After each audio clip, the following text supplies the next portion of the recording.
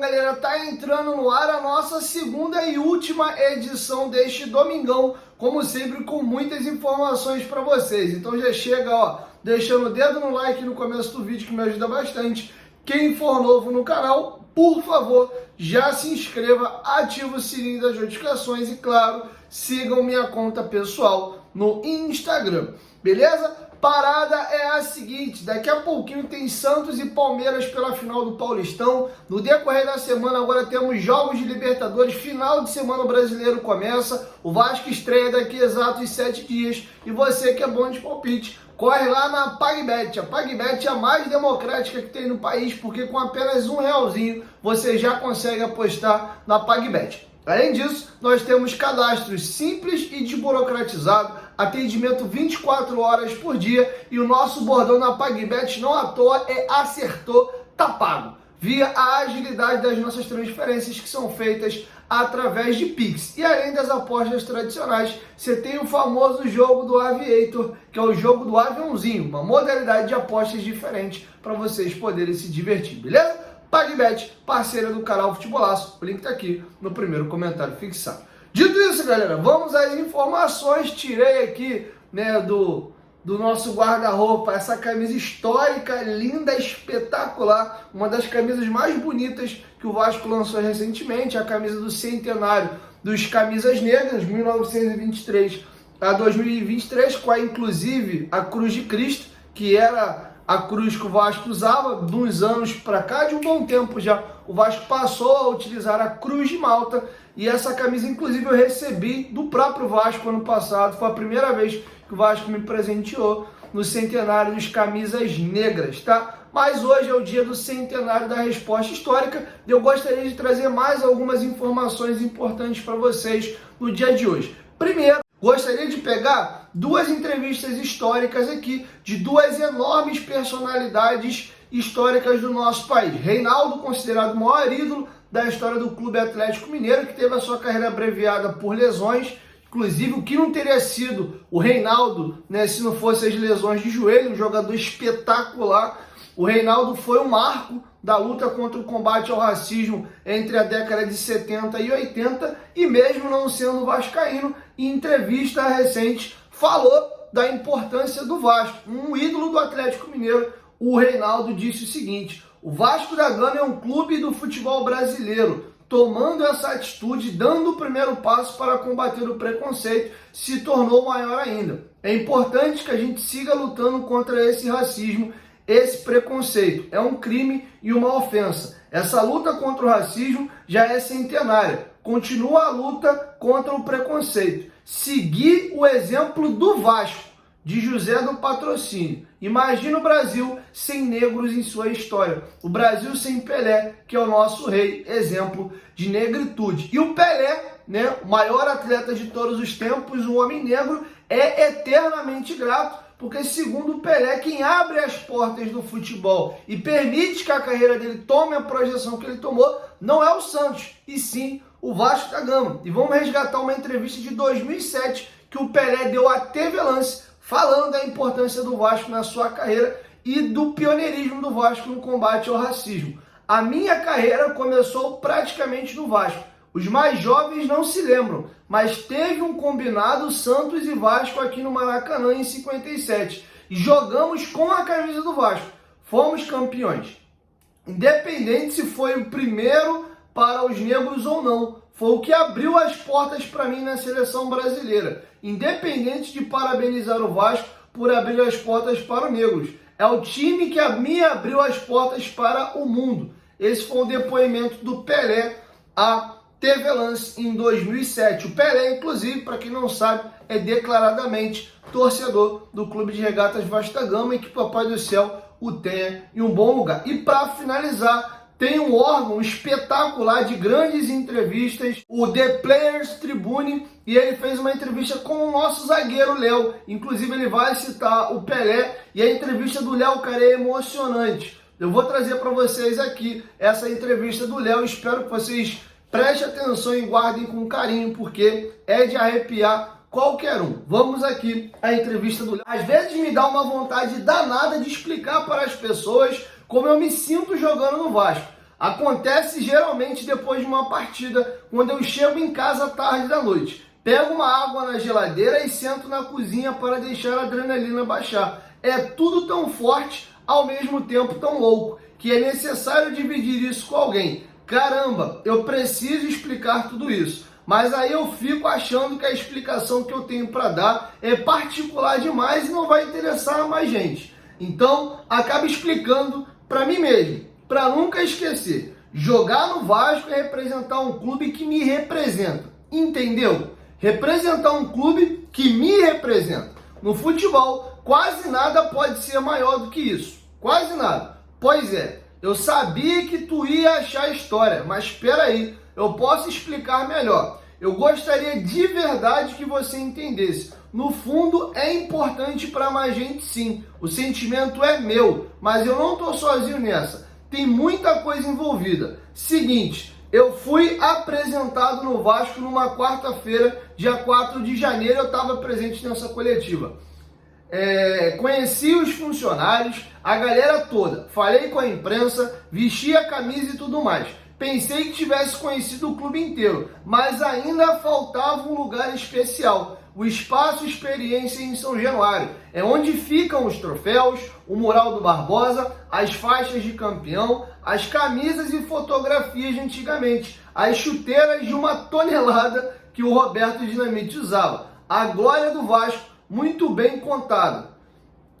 Passaram-se alguns meses e eu finalmente fui visitar o lugar que ficou faltando na apresentação. Aí eu tô lá emocionado com tudo aquilo, olhando e querendo aprender, querendo captar tudo. E o Valmir, historiador do clube, me chama de lado. Tá preparado para ver a resposta histórica? E o Léo responde: fiquei em choque, eu sou do Rio. Tô no futebol há bastante tempo, então já tinha ouvido falar daquele documento que o Wagner tirava do cofre para me mostrar. Coisa fina, né? Foi um antigo presidente do Vasco que escreveu, tipo uma carta escrita 100 anos atrás, por meio dela. O clube avisava que não ia mandar embora seus jogadores pretos, analfabetos e operários coisa nenhuma. Que isso que os adversários exigiam para aceitar o Vasco numa liga nova que estavam criando era um absurdo.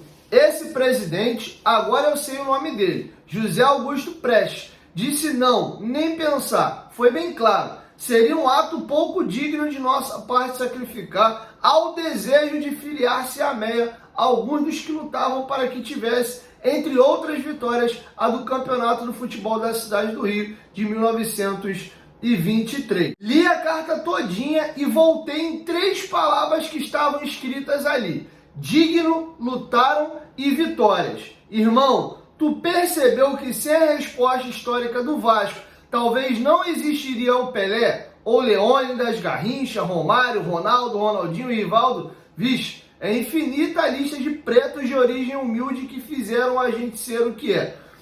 Aí quando me dei conta de que eu, Léo, também não existiria. Ou existiria, só que nas condições que há 500 anos a galera impõe pra gente. Caraca, foi uma luz. Eu senti uma identificação tão poderosa com o Vasco que me segurei para não chorar em cima daquele tesouro ali na minha frente. Eu senti a minha vida entrelaçada com a história do Vasco, como se fosse uma só. Eu me senti respeitado. Meus olhos estavam sobre o papel amarelado da carta, aquela página simples escrita à máquina. Mas a minha mente ia longe. Passeava lá em São João de Meriti, no nosso barraco de um cômodo no bairro do Tomazinho. Num dia de chuva, entrava água por todo lado, para cima, por baixo, pelas gretas, tudo. E com a água vinham os ratos. Eu e meus 5 irmãozinhos amontoados num cantinho, e meu pai e minha mãe molhados, com cara de derrota por goleada, dizendo pra gente dormir, que amanhã iria ficar tudo bem. Eu tinha 10 anos e poucas semanas antes, sem que eu fizesse ideia, a vida tinha começado a me levar ao encontro da resposta histórica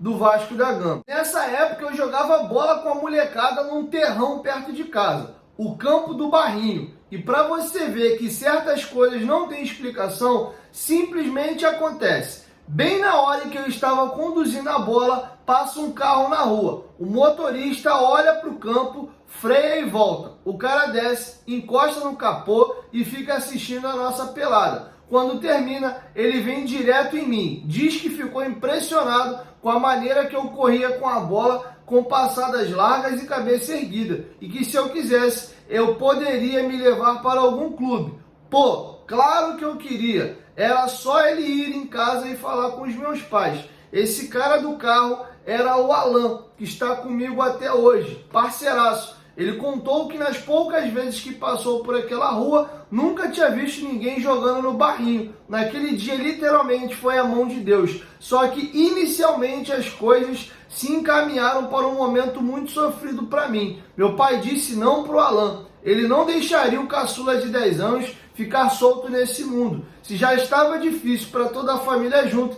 imagina ela separada. Meu pai era padeiro, sabe? E os padeiros têm um senso de responsabilidade enorme. Se ele fica gripado, se perde a hora, se perde o busão, a freguesia fica sem pão quente de manhã. E o meu pai nunca ficava gripado, nunca perdia a hora e nem o busão. Mas isso nem passava perto de poder tirar a gente do nosso cômodo encharcado e cheio de ratos. Toda noite eu via a angústia no rosto dele e da minha mãe. Me doía tanto, apertava meu coração. Então, com 10 anos eu tive que tomar uma atitude. Não me pergunte como uma criança tão pequena foi capaz de articular essa frase inteira ou mesmo essa ideia inteira. Mas eu não esqueço do sentimento que me movia, muito menos das palavras que eu usei. Pai, deixa eu ir jogar bola que eu vou mudar a história da nossa família. Assim, o Alan falou com um amigo dele, o Simão, e eu fui fazer um teste no Palmeiras. Reprovado. Me acharam franzino demais. Aí fui pro Santos, pro time que na época era do Pelé, o Litoral / Jabaquara. Era difícil ficar longe de casa, morar no alojamento do clube. A solidão pegava, não vou mentir. Mas eu tinha claro na minha cabeça o motivo que levou até lá. Os rostos tristes de meu pai e da minha mãe, que vinham nos olhos quando eu fechava para dormir, não me deixavam esquecer. Eu enfrentaria qualquer coisa para cumprir o que eu tinha prometido, mudar a história da minha família. O futebol não era um sonho para mim, era a realidade, a única realidade que eu poderia me agarrar. Mas eu esqueci de combinar com os racistas, né? E nessa faltou pouco para minha esperança e minha determinação virarem poeira. Um dia, eu com 13 anos por aí, fui ao shopping em Santos. Queria só passear, mas não passei da entrada. O segurança botou a mão no meu peito assim que a porta automática abriu. Rapá, fora moleque, você tá aqui para pedir dinheiro que eu tô ligado, mas não vai entrar não. Pode rapar fora. Cara, eu fiquei atordoado. Não sabia o que dizer, só consegui virar as costas e sair chorando.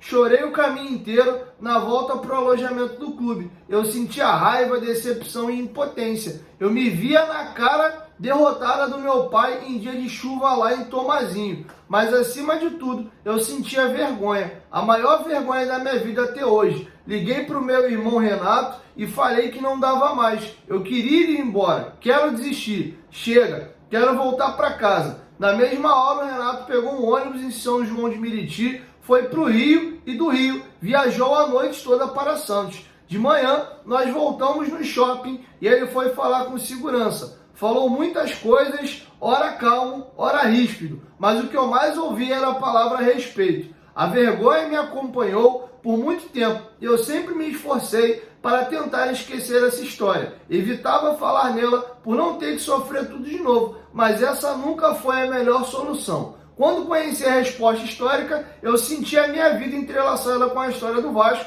como se fosse uma só. Primeiro porque, silenciando a minha dor, eu não estava honrando o gesto e a lição do meu irmão, uma das mais importantes que eu recebi. Naquele dia, ao juntar os trocados que ganhava cortando o cabelo em Tomazinho e correr para cá para Santos para me confortar, o Renato me mostrou na prática que a gente precisa cuidar um dos outros, que a violência racista, a desumanização que ele tenta provocar até em crianças que só querem dar um passeio no shopping deve ser contida, que a única maneira de conter o racismo é resistir, e que resistir também é falar. Hoje eu falo por mim, por meus pais, por meus irmãos, pelos camisas negras e pela resposta histórica.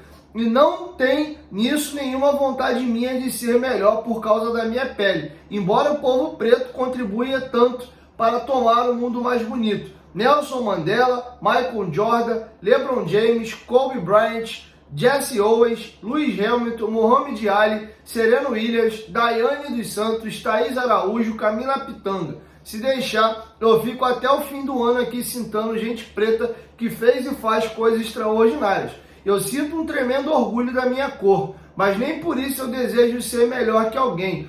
Eu quero ser igual, entendeu? Eu demorei para entender tudo isso e a maneira que as coisas aconteceram, apesar de dolorosas, foram importantes para que eu ficasse de pé. Quando eu tinha 14 anos, fui para o Fluminense. Tu sabe como é forte a base do Fluminense. Acho que o único que não era promessa ali era eu. Um dia, já no profissional, o Abel Braga me falou assim: garoto, tô achando você muito cansado, grande e jovem desse jeito. Cadê a tua força? E eu sei lá por quê, me abri com o Abel sobre o que me afligia e me envergonhava. Sabe o que é, professor? Eu não consigo dormir em noites de chuva. Deito na cama e fico pensando nos meus pais e irmãos em São João de Meriti. Eles vivem num cômodo que entra água e tudo mais difícil para eles lá. Aí no sono me vem logo e já é de manhã. Depois dessa conversa, o Abel começou a me entender melhor e a minha história. Eu fui entendendo, refletindo e melhorando. Por isso que no final de 2022, quando o Abel me ligou e perguntou se eu queria vir para o projeto novo do Vasco, eu tinha uma resposta para dar a ele. Conta comigo, professor. Como eu disse antes, a gente precisa cuidar das pessoas. Muita gente cuidou de mim até que eu conseguisse deslanchar e, enfim, tivesse condições de cuidar da minha família. Então eu não posso olhar para trás e desconsiderar tudo isso, achar que aconteceu só pelo meu esforço. Isso não existe. Vou dar um exemplo legal. Hoje eu convivo com o Payet, jogador de grandes times europeus, seleção francesa, que só não disputou a Copa do Mundo por causa de uma lesão. Todo dia o cara tem uma palavra boa para os colegas, para os funcionários e para todo mundo. Essa noção de solidariedade, igualdade e fraternidade é um patrimônio do Vasco. Como ele tem muita técnica, tenta mostrar o melhor jeito de bater na bola. Explica, orienta os mais jovens. Pergunta como a gente está se sentindo, se ele pode ajudar em alguma coisa. Às vezes ele quer falar, mas não conhece a palavra em português. Aí corre para buscar o celular e bota no tradutor. Não deixa ninguém no vácuo. Quem é que pode ficar indiferente a esse tipo de cara? Um cracaço de bola, mas melhor ainda como ser humano. Essa noção de solidariedade, igualdade e fraternidade é um patrimônio do Vasco. Do craque do time ao roupeiro, da diretoria ao pessoal da cozinha. Quem veste essa camisa tem que saber disso. Eu me sinto feliz de poder contribuir de alguma forma. Juro pra você, não foi por acaso que eu desabei no meio do campo no final do jogo que garantiu a nossa permanência na Série A do Brasileiro. Eu estava sentindo o que cada um dos nossos torcedores e cada funcionário do clube sentia. O alívio deles era o meu também. Tinha sido um ano complicado, muito duro mesmo. Nos momentos de dificuldade, eu mal conseguia brincar com as minhas filhas. Parecia que assim como há 100 anos, tudo conspirava contra o nosso time. E a gente aguentou.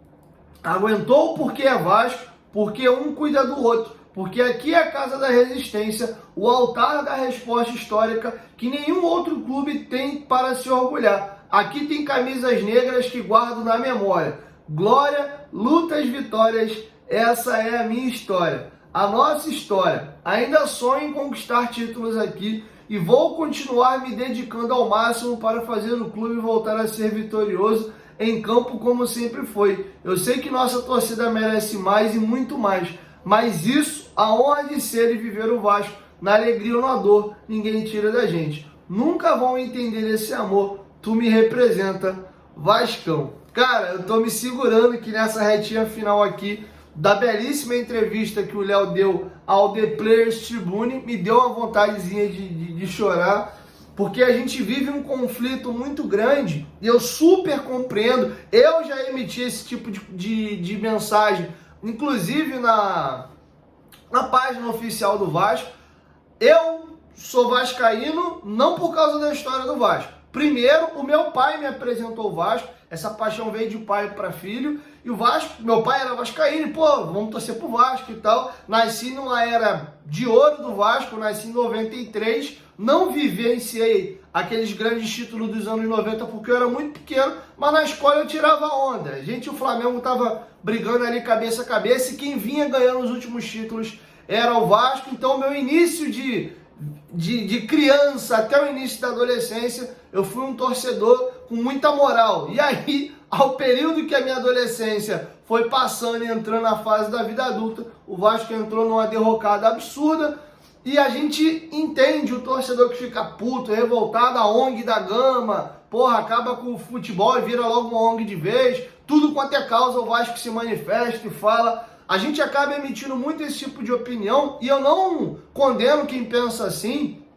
porque às vezes eu tenho esse sentimento também, porque o Vasco, antes de mais nada, ele é um clube de futebol. Ponto. Ele começa como regata e ele vira o que ele é hoje, um clube gigantesco mundialmente, por causa do futebol. Né? E a gente ama e acompanha o Vasco por causa do futebol, e a gente ama ainda mais e tem ainda mais orgulho de ser Vasco, não só pelas conquistas, mas também pelo que o Vasco representa quanto clube social e o que o Vasco já fez pela história do futebol e do nosso país. Então, uma coisa casa com a outra. E à medida que o futebol vai ficando de lado e ficam só as causas, isso irrita o torcedor. Porém, a gente também tem que lembrar que está no DNA do Vasco, e já desde os primórdios, o clube é fundado em 1898, os camisas negras são de 23, e a resposta histórica é de 24, muito no comecinho do Vasco, lembrando que o futebol do Vasco é fundado na virada do ano 1900, se eu não me engano, 1917 ou 1915, eu acho que é 1917.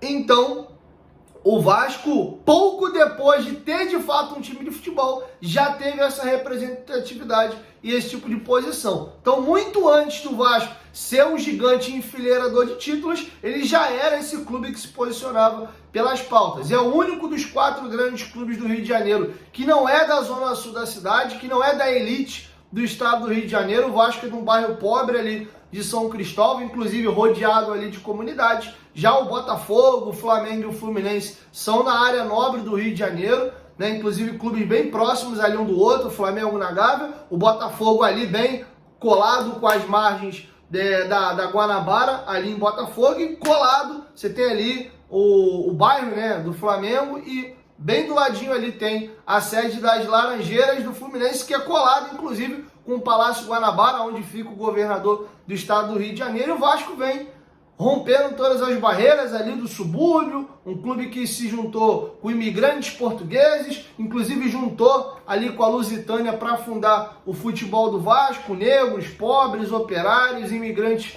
portugueses. O Vasco vem quebrando paradigmas, e hoje é sim uma data importante que está completando 100 anos da resposta histórica, que é o maior troféu social da história do Vasco, e junto com o Brasileiro, Libertadores e as outras conquistas, fazem o Vasco ser o que ele é. Então hoje sim é um dia especial. Amanhã eu volto a falar só de futebol para vocês. Vai ter uma pincelada ou outra sobre algum movimento, alguma coisa nova que tenha acontecido e eu não noticiei, mas queria fazer questão de trazer para vocês esses relatos. Então orgulhem-se sempre de ser Vasco da Gama. Eu sei que o momento é uma merda, tá muito difícil, tá bem complicado, mas quem sabe, né, a gente não consegue viver um novo momento aí, quem sabe. Tá difícil com a 777, confesso, tá cada vez mais complicado acreditar na gestão dos caras, mas tem uma frase que eu carrego comigo: enquanto a vida há esperança. A gente está vivo, temos um clube para torcer e vamos à luta. A gente nasceu Vasco e vai morrer Vasco, então parabéns ao Clube de Regatas Vasco da Gama pelo grande golaço e o primeiro golaço da sua história, e depois vieram todos os outros, mas hoje, 100 anos, resposta histórica, beijão gigante, tamo junto, e com muito orgulho eu tô aqui com a minha camisa negra. E você, se orgulha dessa história também? Quero te ouvir, deixa a sua opinião aqui embaixo nos comentários, se você inclusive já passou por alguma situação como essa do Léo. Essa entrevista do Léo foi espetacular. Parabéns ao Léo pelo posicionamento, E o Léo tem a cara do Vasco, né? Parece que ele literalmente nasceu para jogar no Vasco. E tomara que ele seja agraciado com uma conquista aí, para que ele consiga juntar essa representatividade que ele sente do Vasco para com ele e que nós, torcedores, ficarmos felizes com o título do Gigante e ele também, beleza? 1, 2, 3, futebolaço, tamo junto, família, qualquer momento que volta nós estamos juntos, valeu, fui!